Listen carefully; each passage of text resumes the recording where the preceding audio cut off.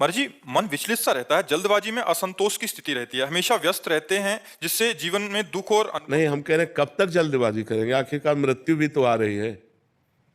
अब उसका तो पता नहीं है ना कि कल हो जाए या पर। ये जल्दबाजी कब तक रखोगे? कभी तो विश्राम कीजिए, कभी तो धैर्य कीजिए, कभी तो अपने अंतिम परिणाम की तरफ झांक कर देखिए कि आप जब यहाँ से जाएंगे तो आप क्या लेके जाएंगे। वो चीज़ तो कमा रहे हैं कि नहीं कमा रहे हैं जो लेके जाना है। इस देश की कोई भी चीज़ नहीं जाने वाली, शरीर सहित सब कुछ यहीं छूट जाएगा।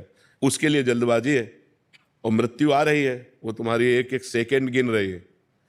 जिस समय आखिरी सेकेंड होगा, वो चाहे जवान हो, चाहे बूढ़े हो, चाहे बालक हो, चाहे गर्भ में हो, चाहे गर्भ के बाहर हो, वो मार देगी। अब जब यहाँ से हम जाएंगे तो हमारे पास क्या है?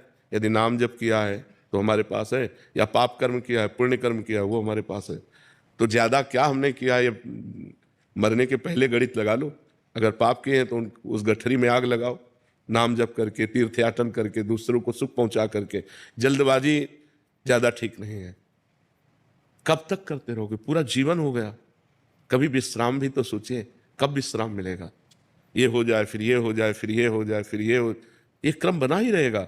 आज तक किसी का ऐसा नहीं हुआ कि अब मैं ये करना है, ये करना है, ये करना है, यही भ्रम बना रहता है। लेकिन मुझे भगवत प्राप्ति करनी है, मुझे भगवान से मिलना है, मुझे अब इस जन्म में ऐसा भजन करना है कि अगला जन्म ना हो।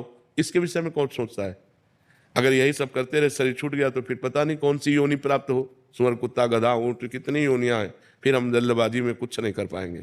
तो हमें विवेक चाहिए, हम नाम जप करें, भगवान का चिंतन करते हुए कार्य करें और बहुत धैर्यपूर्वक कार्य करें।